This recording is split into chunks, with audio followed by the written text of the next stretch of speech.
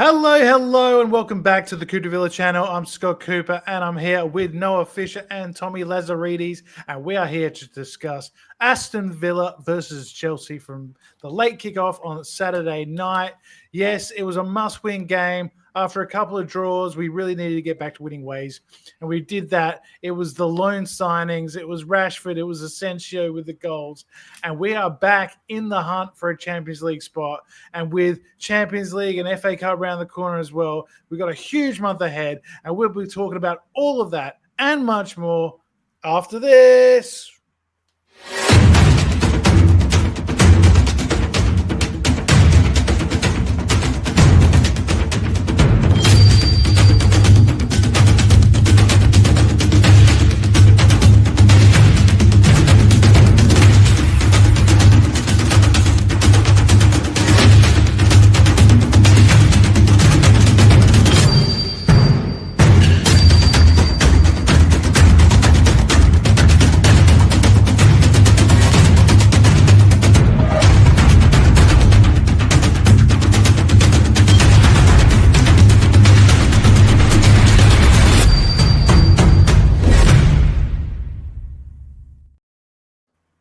And welcome back to Coupe de Villa Live for another week. Yes, and what a weekend it was.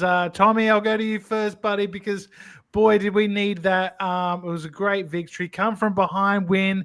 Game of two halves. I think, we struggled early in the first half, but Rashford off the bench at halftime and Asensio with those two goals just really rocking Villa Park under lights, whole team going crazy, and we're back in the pack and looking like top 5 Champions League football is a possibility. Yeah, I guess you could say it was the Marcus Asensio show. No, Oh, I love that. I honestly, what a masterclass, and I think I speak on behalf of all Villa players when I say, why the hell didn't we try and get a buy clause in that contract? Jesus Christ, like the guy's actually unreal. And to be honest, like I said, these are all the Duncan. I'm with you, mate. I might return my Ollie one because I might have to wait till next season by the time I catch up with fucking Noah. But it's actually my fault. But anyway, like I said, I think Rashford has injected new life into the team, as your father said, Big Jeff. So yeah, I don't know. The loan signings are all looking great. I don't want to steal the spotlight, but I think one of the biggest moves was actually Bogart going to centre back. I think he looked so composed. We all said the defense looked a bit shit prior to him going there, and then we looked a bit more structured. But Rashford coming on definitely changed the game. I think everyone was saying between him and Asensio for 3 votes. I think McGinn also was in circulation, but. Yeah, it's good to see obviously McGinn lift as well. Just I don't know, mate. Just it's unreal right now to even know that just we've got these caliber of players playing for Villa. I really hope we make Champions League so there's not an exile and maybe we can look at commercializing him on long-term deals. Would be insane. What a time to be a fan. Absolutely. It's it's crazy what a week can do as a Villa fan, Noah, and even 5 minutes in the game can do to a Villa fan, because in the first half, believe me, I was saying some things to the TV. I was not happy. I thought we were sloppy on the ball. We were slow. We conceded from our first shot on target again. Mings had a bit of a nightmare until he got injured, and I hope, fingers crossed, it's nothing too serious, because it didn't look great. We were just far too open. Pedro Neto was causing us all sorts of problems, getting in behind with his pace and his direct running, and there was just no kind of pressure on the ball in the middle of the park either. Caicedo and Fernandes seemed to be kind of doing what they wanted in that first half, and I thought Maresca sort of had the better of Emery in that first half in the way that he played the false 9 with Neto, and that kind of we need a bit of time to adjust from that, but we did adjust. What were your thoughts at halftime in that first half in particular? Well, I was frustrated because it was 5:15 in the morning in Melbourne. We played crap. Another one of those sort of days you think, and it's just not going to get any better. Villa are shit. It's whatever you want. It's one of those sort of days, and then it's the story. Tale of two halves. We had to work hard to get those goals, and they weren't pretty goals by no means. 3 points. I have a couple of Chelsea fans coming to work, and it was just great to see him this morning. I was very happy to see him, and was up for a chat about football, so it was great. Yeah, it was great. And look, I loved a lot of what we did in the second half, Tommy. Obviously, I think Emery's made some tactical changes. He's probably had a bit of a go at the players, and just tried to sort of get them going a bit more. But one of the kind of funny things in the game I wanted to touch on before I forget was when Pedro Neto squared up to Jacob Ramsey. Did you see that? And Ramsey just like looked at him like, mate, I'm my whole family are boxers. I don't know if you know this, and he kind of just looked at him like, what? Apparently so, yeah. And Jacob Ramsey's dad's was an unreal fighter.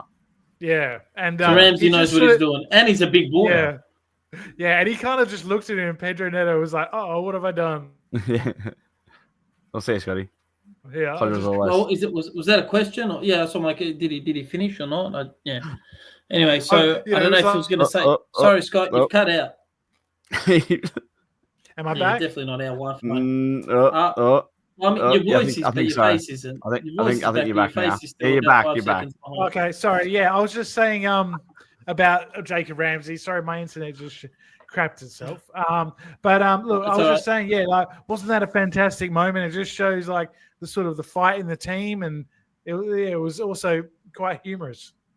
It's very humorous with your camera right now. It's fantastic. No, I let him be. Scott, when you talk, there's like a 2-second delay from your mouth moving to the words coming out. Okay. I'm not sure what's happening there.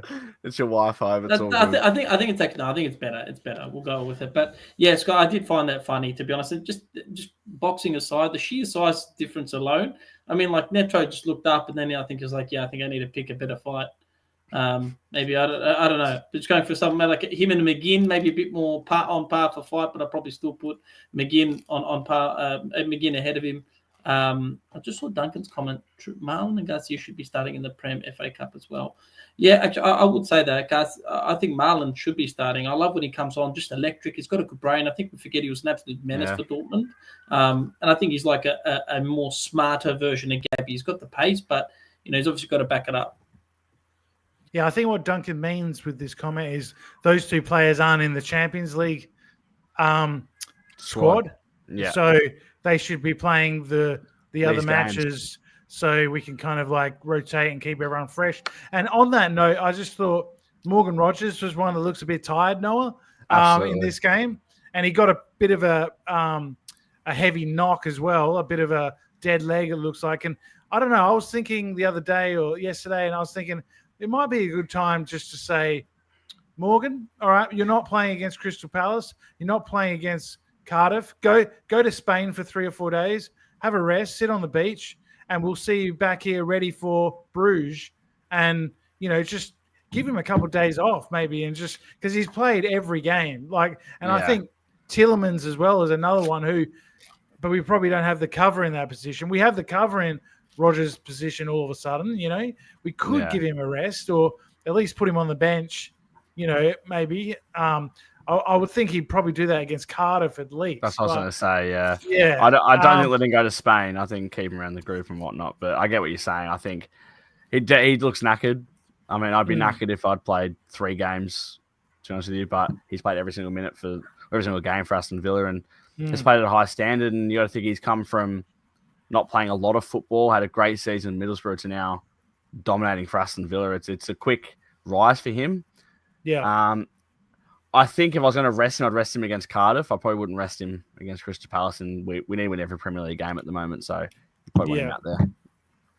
Yeah. No, I agree. He'll probably play every game. When you're 21 years old, you want to play all the time, But Tielemans is another one. Tommy, I want to say. One second. Whose food in the microwave is ready? Is it yours or Noah's? I think it's mine. Yeah, dinner is coming for What do you got? What do you got? The warmed up schnitzel and peas, or what do you got? It's vegetables, just to go with my steak. So that's perfect. Looking forward to that. Yeah. Tielemans is another one, Tommy, that is just such a warrior for us, and I don't think he gets it. Rashford will get all the headlines, Asensio will get the headlines, but Tielemans just keeps churning out performance after performance. He's such a rock. He's so He's a connected bulldog, with the isn't fans. he? Yeah. Well, I think The way gets stuck in him. Go on. Yeah, the way he celebrated the winning goal and all that, he just seems to be 100% bought in. But yeah, what are your feelings on his season? Well, he's player of the season for me by a country mile, to be honest. Goes underrated. He was picking up one vote, let alone 2 or 3. He started like a house on fire beginning of the season. I think he'd be happier than anyone when he actually has fucking quality players to pass the ball through that are going to make the runs that he can pass into the channel, or just he can just grab an assist and let Rashford do his thing, right? Like, I don't know, like, you love him. I mean, he's an absolute, I think we forget he was a bloody free agent. I reckon he gets a lot of, not stick, but like I reckon the tougher guys got stuck into him, when he first started. And I just see him getting stuck in the tackles. He's always got a red face. I don't know if it's alopecia or anything, but I don't know. Not alopecia. What's the other one? Rosacea. Sorry, not bald. Oh, he's got a bald head too. He could have alopecia. But he's just a little bulldog, right? Like, he's always putting in a shift. And I don't know, just the guy never says never. And, you're looking at 80th plus minutes, he's putting in balls into that make a difference, game-winning goals or just game-winning passes at like 80-plus minutes. Like, that's a player you want in your team. Plays for the badge. I wouldn't be surprised. I never see that he's like, linked with any other moves. Like, I don't see why a bigger club wouldn't come into him. You'll start for Belgium.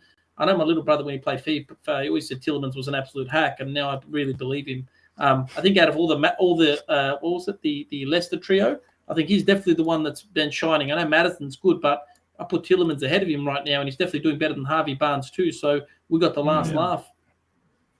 No, you're just right, because everyone wanted to. Long-winded response, but well deserved. No, it's a good point you make, because everyone wanted to sort of farm that team when they got relegated, and we seem to have definitely got the best deal. No, let's talk a bit about the defense, because it was a bit shambolic again in that first half, and we go 1-0 behind through Fernandez, and there was a few, Maatsen got roasted a bit by Neto, and I think it was Konza sort of left his man, and Fernandez, sort of walked in and, easy tap in. It was another sort of put together back four. There was 3 changes again. Konza came back in with injury. For Disasi couldn't play against his parent club, and then Kamara went out. Yeah, we switched both the fullbacks as well. It was a completely different back four to what started against Liverpool. We struggled a bit, and this has been a continuing problem all season. We just can't get a solid back four that play week in, week out. But I'm hoping with Disasi now back, Konsa back, that those two maybe could become the partnership. What do you think? What are your thoughts? Yeah, we're defending with no confidence, Scott. We have no confidence in our back line at all. As fans, I think the players don't have any confidence because they're not playing with the regular system. I know it's hard when Tyrone goes down once again and we finally get Konsa back, and Garcia probably needed a game off after that mistake. I didn't think he played badly at all against Liverpool, but that mistake could rock you a little bit. So I don't mind that sort of change. I was a bit surprised about the Maatsen one coming in, and I'll toot Maatsen's horn all the time. I do like Ian Maatsen, but in a game against someone like Chelsea, he's got to improve, Noah. That's what I was going to say. Like, defensively, he's not quite at it, where Digne, I think, is better defensively. In a game against Chelsea, I thought that was a bit of an odd situation to do. But the other day, I'm going to trust Unai Emery. I know Disasi looks very good when he played, and he can't play in the FA Cup against Cardiff, but I expect him to kind of come back in. I'd love to see Disasi and Torres or someone like that, I think, or even Konsa. Leave Bogart. Bogart was fucking good there. Sorry, man. Bogart was good, but I'd rather Disasi, who's 6'6", and Konsa, who's our best centre back at the club. So packing an absolute fucking launcher as well. It'd be nice to have a few options back there. Like that's it would. That's it would be. certainly something. Yeah, so certainly something we haven't had all season. And I'm interested in this comment from Duncan. He thinks, are you saying, Duncan, that Ramsey is not up to it? Because I actually thought Ramsey was probably our best or one of our better players in the first half. He was at least making runs in behind. I know that his final ball, probably isn't as good as some of the other guys up there, but he does so much running and he kind of just stretches the team. I definitely wouldn't say it's like playing with 10 men. I think he gives us something a lot of energy and a lot of, a lot of work rate, and something a bit different. But that was a weird one there. I don't know. Random comment. I'm no expert at betting, but I'm not going to guess which one out of you and Duncan had a few too many to drink mid-game, and which one was probably more on the sober end. But we love you, Duncan. We love you, mate. We love you. Don't stress. It was 3:30 in the morning for me, so I was definitely, tired, but sober. Yeah. So I do get where he's coming at with JJ, though. I do kind of see what he means, because sometimes JJ just goes missing, or he's not been able to run at players very well, and whatnot. Like, it's probably why he gets dragged a lot. You have someone like Rashford on the bench who plays in that position, and then he's fast, he can dribble quick. Like when Ramsey has the ball, he gains pace, but we haven't really seen that for a while. I think if he gets back to his best, that's kind of what we're hoping for. But at the moment, do you have the choice of Rashford or? Does Rashford start over Ramsey? No, I mean, like, just based on performances alone, plus reputation. And I actually think Rashford's probably going to be due for another England call-up if he keeps going at this rate. I don't see why he wouldn't. Like, his head's in the game. And I've seen a lot of United fans saying, like, he'll do this for the first month to just prove the doubters wrong, then go back to him safe self. I mean, I look at Anthony alone, right? Did he win Player of the Month at Real Betis? So United's like a bloody graveyard for talent right now. Sancho's playing well at Chelsea, so... Yeah, I know. Well, see, Sancho, he commented on Rashford when he joined Villa. He said freedom, McTominay at Napoli as well has been absolutely destroying it. So, maybe it's a United thing, and he can just get back to the Rashford we saw maybe 3 years ago, when he was like scoring 25 goals a season.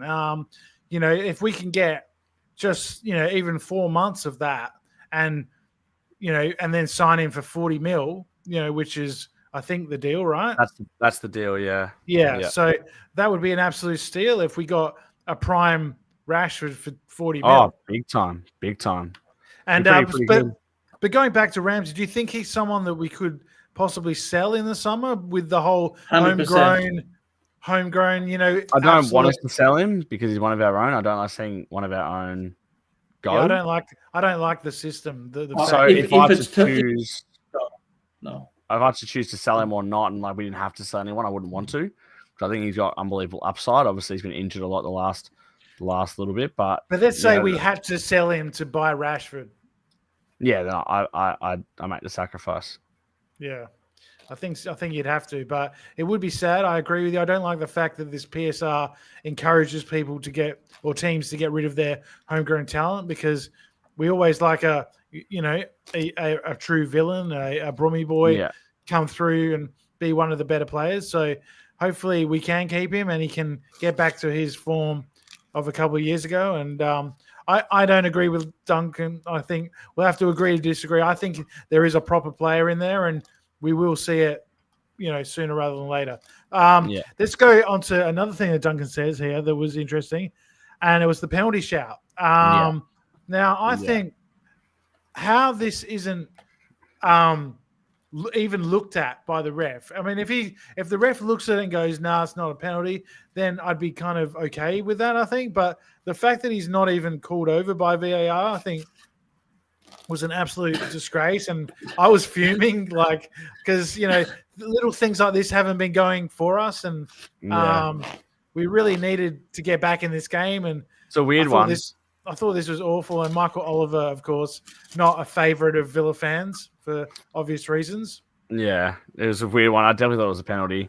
If roles are reversed, it's a penalty. But it was looked at for 2 seconds. I know. He's trying, but Bogart's trying to kick the ball into the net, right? Yeah. He gets tugged back, so he's off balance and he can't reach the ball. And Cucurella is got and he's got he's not looking at the ball. He's not trying to play the ball. He's trying to pull back Bogart. Awful. Do you reckon it was because of what happened with Ashley Young in United? Maybe they're looking at it a bit harder than they should. Said, did Bogart go down easier than he should? He's a big lad. Like, I don't know. I feel like Everton will rob possibly. That if it was the other way around, they'd give it.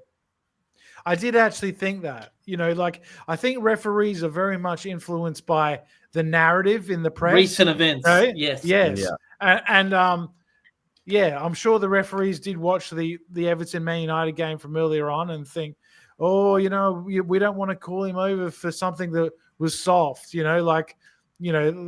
So yeah, I think you might be right there, maybe, but it was a penalty, and those two different situations were completely different. So disappointing, but I mean, it didn't cost us in the end because of one Marco Asensio, Noah, and the first goal.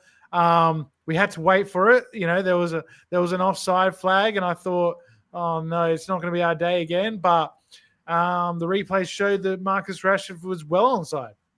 Yeah, what a moment as well. Like, we always say how much we hate VAR and whatnot, but in that situation, I absolutely love it and I'm all for it. And it's just so weird, the celebrations now. Like you have to wait and wait and wait, and then the initial silence in the crowd, and it's great. It's Asensio's first goal for Villa the whole 10, and he has to wait.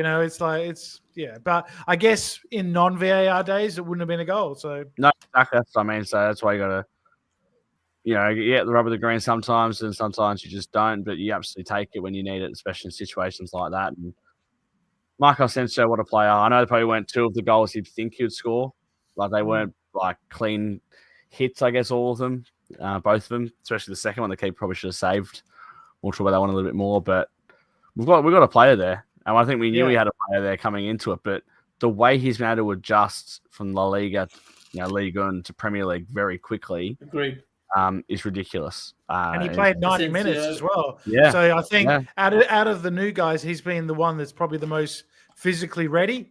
Because he was getting some minutes at PSG, whereas Marcus Rashford wasn't getting any, and I don't think Marlon was getting many either. Yeah, he wasn't getting many.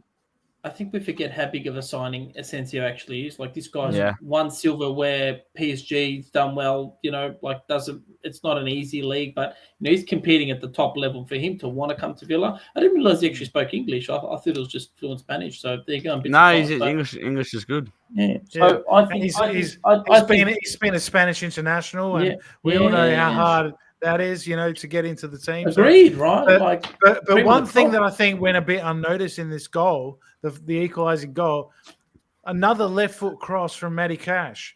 What a ball in. And he did it against Arsenal for the Watkins goal, because very often we see Matty Cash go to the byline, cut back, and, in olden times, he would just knock that back to Tillemans or, start again, But this time he did what he did against Arsenal, got back, did his little Cruyff turn that he loves to do, and this time whips it in with his left peg, and it was a brilliant ball, and he's done it now twice in a month. So hopefully he'll do a few more of them. On the right wing, is there maybe some opportunity there, right? I mean, no disrespect to Philogene Badace, but Cash has actually done more than him, and he's a right back. So I know. He has.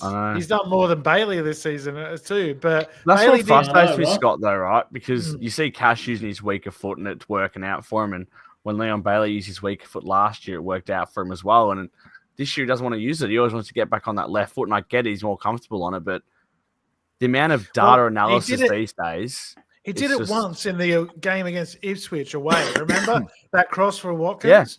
Yeah. And I was thinking, got an assist.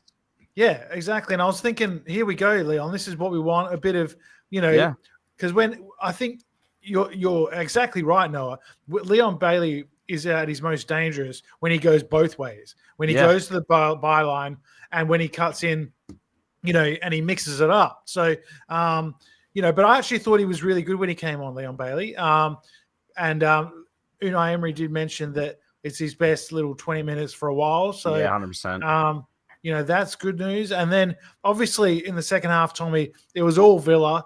I don't think Chelsea really had a chance, apart from one chance that we will mention for Cole Palmer, where he went around Emmy and Konza had to clear off the line. So, good work to Konza. And I think that just shows he's one of the most sort of intelligent reading of the game defenders we've got. And, he was in the right place in the right time again to cut out what looked like a certain goal. But, Tommy, then we went in the 90th minute, short corner, out to Rashford and Asensio. On the volley. Bit of a goalkeeping howler, to say the least. Take it. We'll take it, mate. We'll take it. Yep. What a finish. What an atmosphere.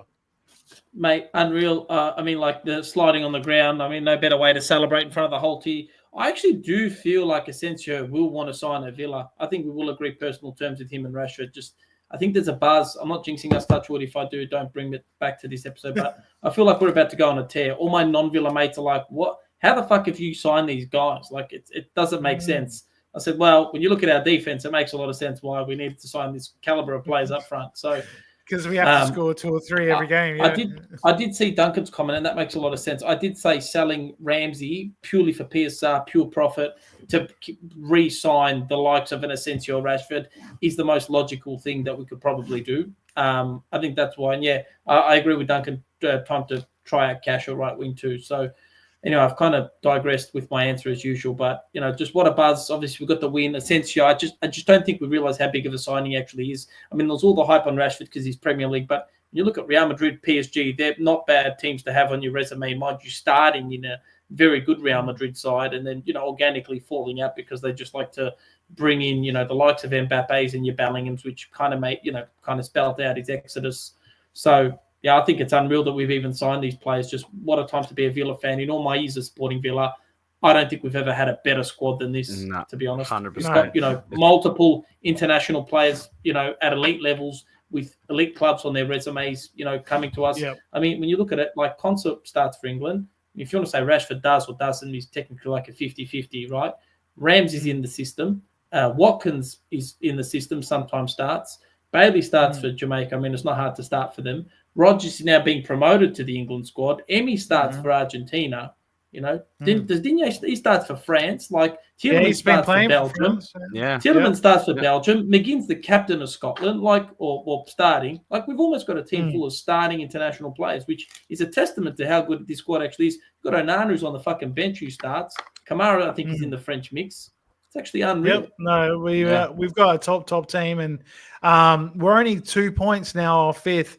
Other teams have a game in hand on us, though. Yeah, we have played a game more than everyone around us, but we've got, I would say, winnable games or games that we could definitely look to get points from, and the others play each other. I think Newcastle have got Liverpool coming up. I think there's Forest have Arsenal.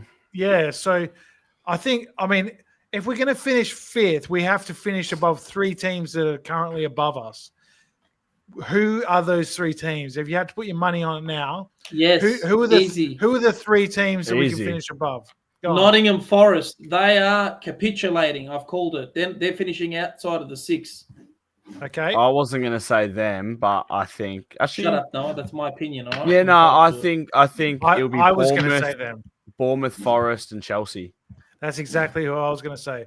Yeah. I think we'll finish 5th, and and I think Newcastle will finish 3rd, City 4th, and we will finish 5th if we can do it. I mean, I don't want to curse it, but looking at the table now, we if we could get a run together, we are definitely in the mix. Like you said, I think Bournemouth, Forest, it's going to start really picking up.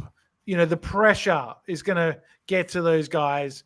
I mean, we found it hard towards the back end of last season when it looked like we could get top 4. We dropped a few games here and there because we weren't ready. We weren't we'd never been in that situation before. Now we've been through it. We've got guys who we've brought in who are guys that have won things and have been in Champions League football their whole careers. So our experience levels are going up and up and up. I think we can keep a cool head while the others around us are losing theirs. Yeah, absolutely. It's the time we got to pounce. We were being hunted back in the last year. Everyone wanted to beat us. We're literally the Forest this season. We want to catch them. I think teams are scared of us now, Noah. I think teams are actually scared of us now with the you see Rashford coming on at halftime and I agree. I don't see any right back stopping Rashford when he comes on a halftime, let alone starts. Asensio, we're forgetting. It's like, well, it's who do we man up with Villa? That's the thing. It's like, well, do we double team Watkins? Then that frees up the wingers in the middle, and then we're fucked. Rodgers will come back and do his thing. Tielemans can pick a ball out of anywhere. I think I would like to see Bogart or an actual solid DM actually next to Tielemans in that position. I'm not saying McGinn should get dropped, but if he has to, he has to, right? Like, Yeah. we need an actual Wouldn't it be CDM in front great? of the defense, and we're safe. Wouldn't it be great? Last game of the season, we're at Old Trafford, right? And can you imagine Rashford on the pitch celebrating? Well, We can't. beat. No, let's just say he like comes off the. I know he can't play. But let's United say get he's relegated. There. He's there in his tracksuit, right? Celebrating with the boys. We got Champions League football next season, and while United are finishing 16th or whatever. No, that would be quite something to see. United relegated, 90th minute winner. Rashford does a fucking Adebayor, runs to the opposite end. He can't play. Well, all right, it sounded better. Yeah. He runs there anyway. Yeah. Like I said, he's running off the bench. I didn't say he's going to be scoring the winner, but he runs there anyway off the bench. Takes a red. It'd be unreal. It would be. And there's been other news since we did our last pod, and that is the draw for the round of 16 of the Champions League. And it's back to Bruges, back to Belgium. We go. So I know that there's quite a few people that found it a bit underwhelming because, we've already played them or whatever, and maybe they wanted a different away trip for some of the guys traveling. But look, I think it's the best draw we could have got.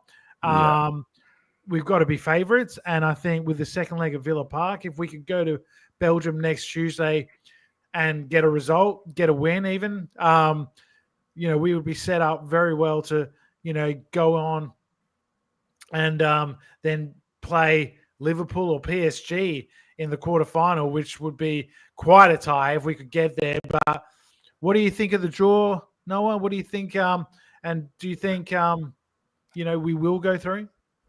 It's exciting. That's the only way to put it, Scott. Like, to be in this situation, round of 16 in the Champions League, it's pinch yourself sort of stuff. It is.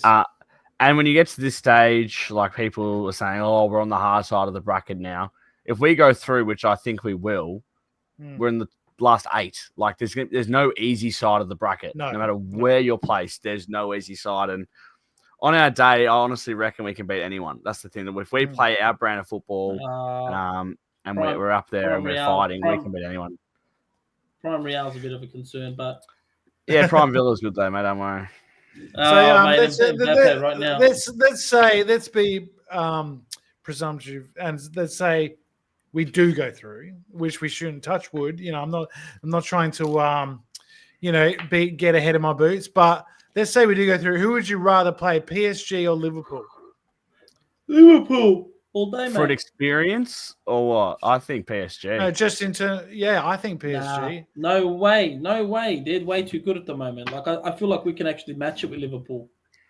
PSG, I think they're the underdog I think PSG are going the whole way.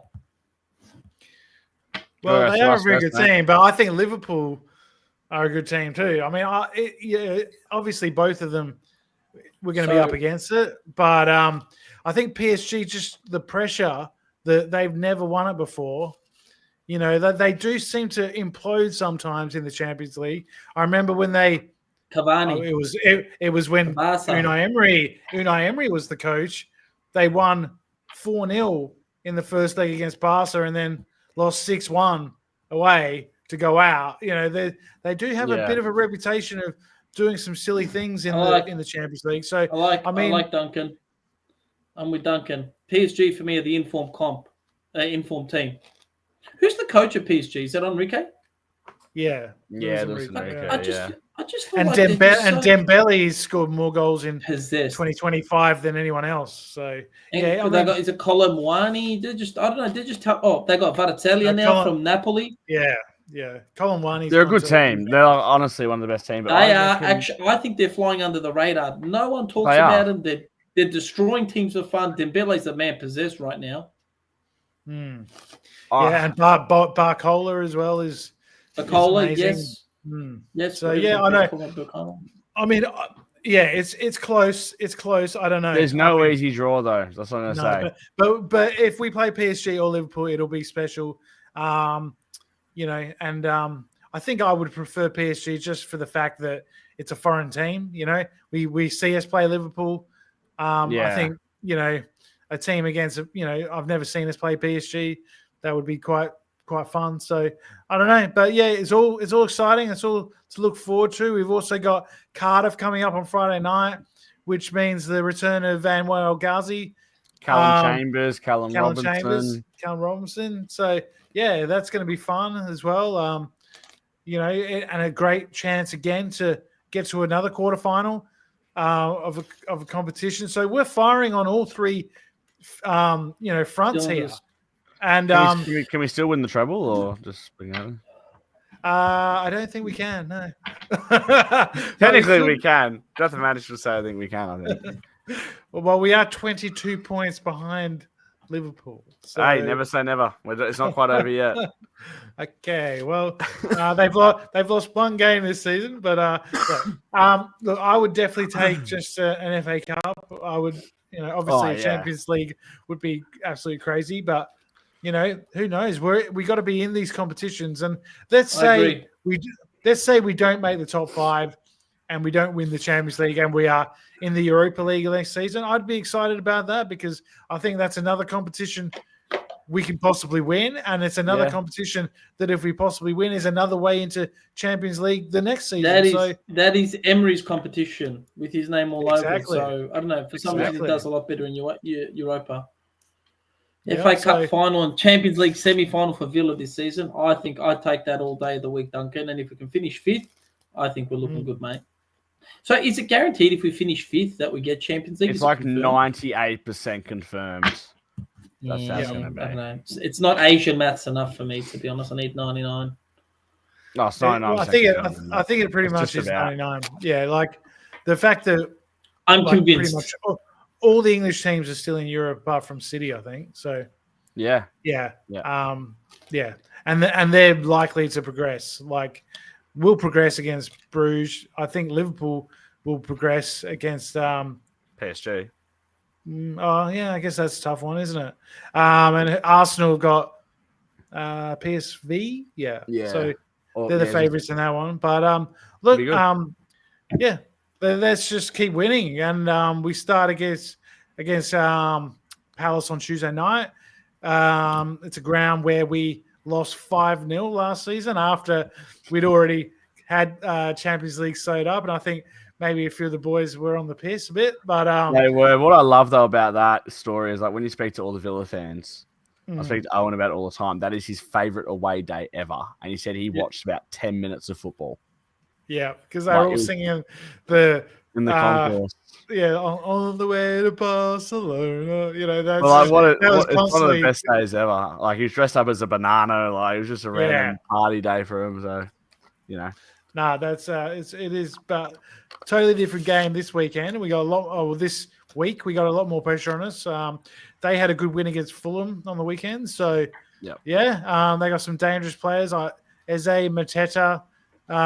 So the defense will be tested again, and so maybe who would you like to see in this game? I think Rashford would probably come back into the starting lineup. Marlon. I think he's not getting a special. He doesn't get enough of a mention. I think he works his socks off. Great runs, great brain. I think he's just the feeder player, right? Yeah, he should have finished that chance. I did see that. It wasn't an easy angle. No, come on. Against Chelsea. Yeah, true. True.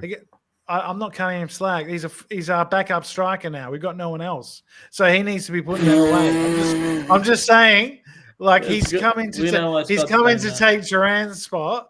Right, Duran's putting that away. I'm saying, just get over it, lad. Duran will be on a 3-match ban for slapping someone on the back of the ass again. Oh, that was nothing.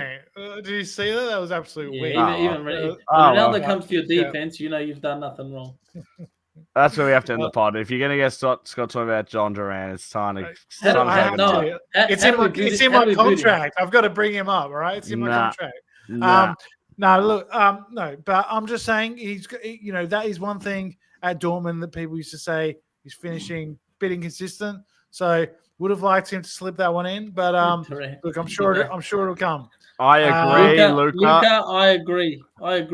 We're not even making reference to the ban Duran. I want Duran to be banned from Villa vocab. All right. Well, when although you get Ken agreed with you, I can smell a dollar coming. You can ban whoever you want on your own podcast, but on mine, we talk about it. All right. No. Look, Love you guys. Thanks, Luca, for watching. Hey, it's okay. Guess we lost a subscriber. Guess who it was? Yeah, I know. Look, all right. So I don't think there's much else to talk about. Predictions, have you and guys that's got, about it. Yeah, have you guys got anything else? No. Your love life's still good, Tommy? Oh, Because we touched on it. please, We got lots of comments about that last week, and people Did we, loved it. mate? So, any updates? Oh, no, I'm glad. everything's going good. We're Good, still good. together, mate. No, just Time to do we predictions. We actually we went to right. a grandmother's house on the peninsula on the weekend. It was very good. So Oh, thanks for all the lovely. Villa So, love. I did tell her I bet the grandmother loves you. Absolutely, mate. She had diarrhea. Yeah. She was sick. Poor bugger. Oh, There we go. Poor thing. Go Can for I it. ask Go you for guys it, a Ken. question? Go for it, Ken. What is it? Oh, Let's this do is it. 19. Let's do it. I was be 19. dangerous. I was 19 when I lost my virginity. I was a late bloomer. Oh my god, I'm gonna go. Yeah. Yeah. Ange, are you happy he's doing well now? Or do you think he's still going to get the sack? I mean, it's like when you know you're going to divorce your wife. You give her a year before you actually make the decision, Ken. So I think he's still gone. I think he'll stay. If I was Spurs, I would stick with him, but Yeah, same. I don't really like Spurs, so I kind of hope he gets sacked and goes to a different club and does well there. That's what I would, because I think he'll get another job Very no matter what. easily. Because Yeah, it'll be like a Vincent Company thing where someone will give him a chance just because of the brand of football and the fact that he was plagued with injuries, Scott. I think we forget that they were top of the table last year, and then just went exactly. I could see him getting a big job, even if he did get sacked. But Guardiola. He does kind of scare me when we play them. So, I kind of would like him to go to another league. But, El Halal? What do you reckon? Maybe the El Halal? El Halal, maybe? No. I could see him at a Dortmund or that'd be a bad move. That would be a bad move. Yeah, something like that. Leverkusen for Xabi Alonso. He's a good coach. I actually do like him. So yeah, I think Spurs are a shit club, but it's the only one that we only love them because of Ange. Was it the virginity or Scott's long-winded answer that scared you, Ken? Let us know, please. My prediction for Crystal Palace away, I'm going to say 1-0 Villa in the most un-Villa game ever because we keep a clean sheet and only score one. Yeah, we're already wrong. So I'm going to go 2-1 Villa because we don't keep clean sheets. Oh, very nice. I'm going to go 4-3 Villa with a Mateta hat trick just because my mate Joe goes to Palace. So I got to give him a bit of love. I can't not. That would be some game. And look, I don't want to say Palace are going to win, but they have kind of been our bogey team for a while. I'm not. And Mateta's just a man possessed right now. Again, I hope we win, but Mateta fucking scares me. We do well against them at home normally. I know we got knocked out of the League Cup by them this season. Remember they spanked us last year, and they're like, "Oh, dude, we only rested like 2 players. We got spanked like 5-0." Yeah, but we certainly do need to win, and hopefully we can get a win and keep pushing for that top 5, that Champions League. But that's where we're going to wrap up this week. Thanks for all your subscribing, liking the pod. Please tell people about it, and we will be back later in the week, Noah, for another one. Yeah, absolutely. Maybe? Okay, absolutely. So that's the sort of preparation we have now. We just are we going to do a pod? Yeah, sure. All right. So you can expect another pod after the Palace game. And until then, up the Villa, and we'll see you later. Up the Villa. Up the Villa.